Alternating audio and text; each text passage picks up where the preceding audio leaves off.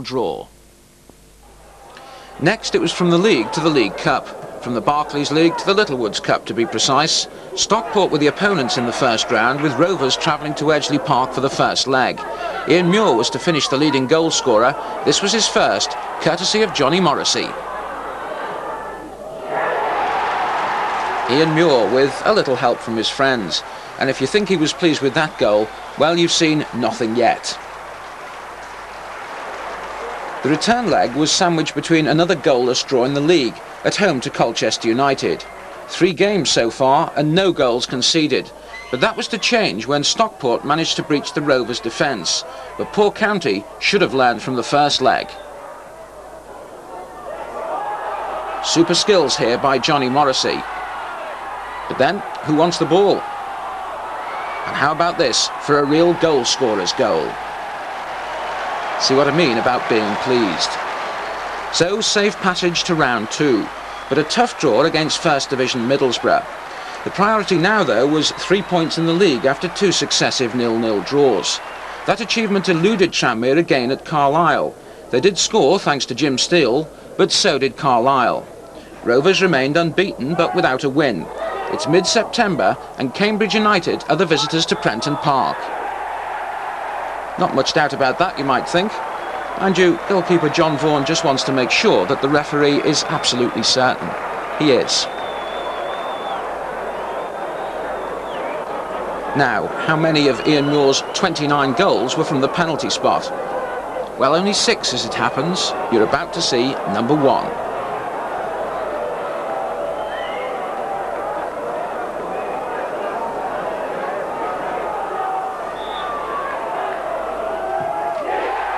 That was after 14 minutes, but it still didn't provide Rovers' first win in the league. In fact, just the opposite. Cambridge scored twice, and Rovers were 19th in the table. 3 days later, in front of the lowest home crowd of the season, just over 2,500 versus Peterborough, Rovers secured their first league win, thanks to the head of Eddie Bishop on the stroke of half-time.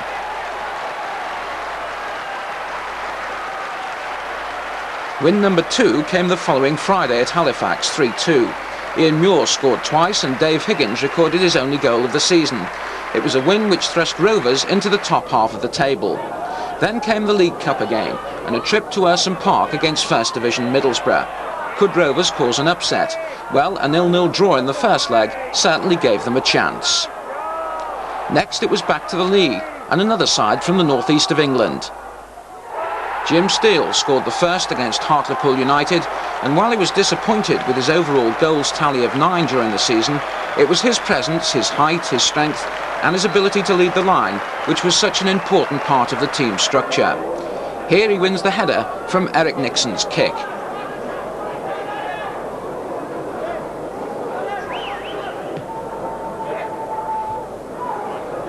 And although he doesn't find a Rovers player this time, Hartlepool can't hang on to the ball for long.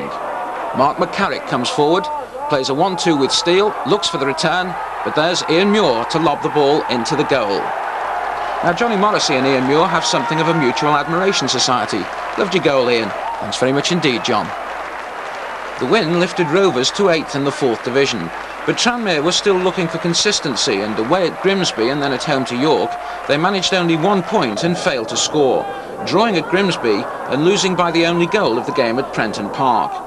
It hardly augured well for the midweek visit of Middlesbrough in the second leg of the second round of the Littlewoods Cup. The First Division side had Gary Pallister, Colin Cooper and Stuart Ripley in their team. All had international honours for England at full or under 21 level. But in front of the biggest crowd of the season so far at Prenton Park, Rovers continued where they left off at Urson Park, playing some exhilarating football. The only goal resulted from a typical move down the right-hand side of the field.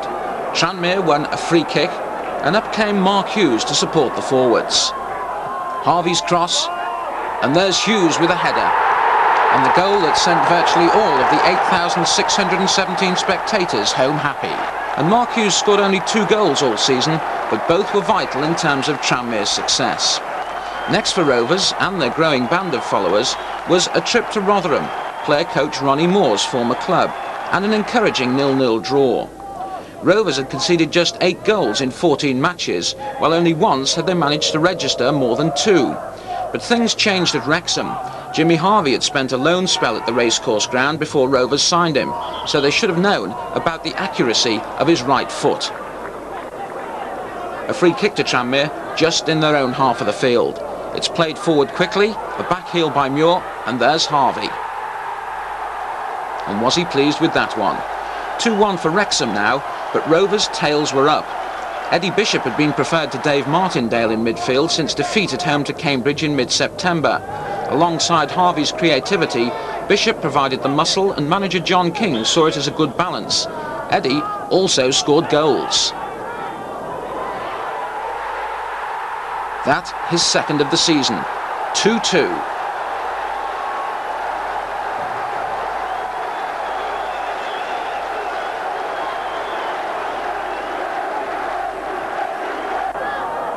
The game evenly poised, but then another Wrexham old boy, Jim Steele, forces Joey Jones to concede a free kick in a dangerous position. Now, what's going to happen here? Johnny Morrissey fancies his chances, but the skipper takes charge. Whatever Steve Vickers was doing up there, he acts as a decoy anyway.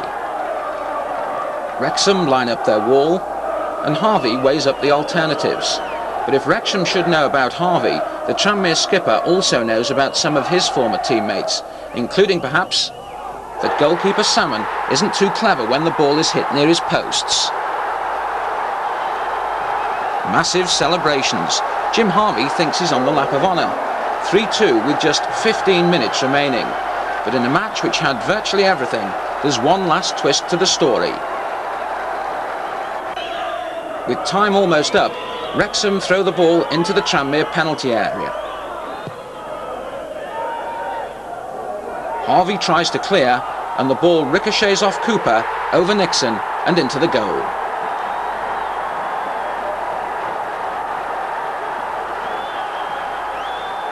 Three goals away from home, and only 1 point to show for it.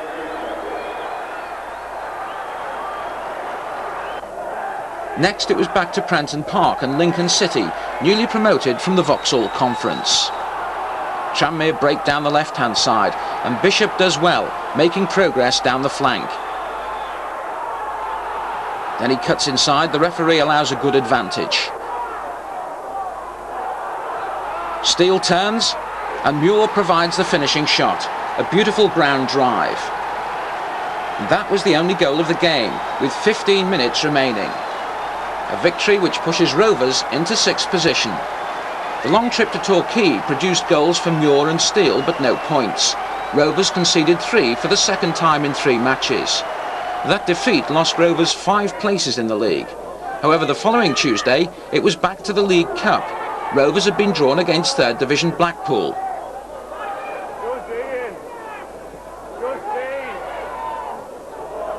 Good skills here by Jim Harvey. And now Johnny Morrissey. And how's this for leaving somebody for dead? A good cross, and all is needed is somebody like Eddie Bishop to be on the end of it.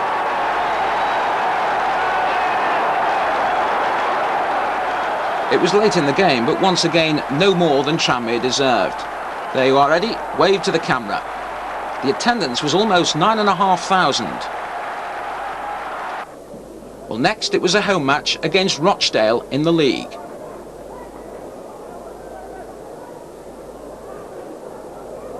Good skills by Muir.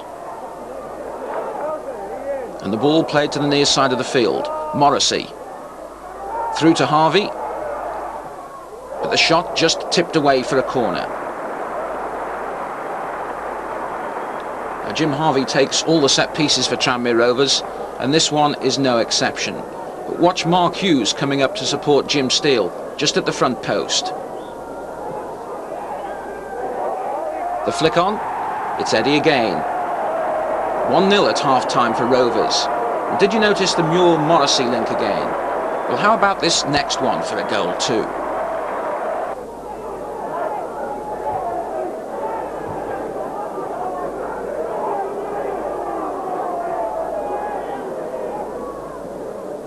Good skills by Muir, a lovely turn, a delightful ball to Morrissey, and he makes goal scoring look easy.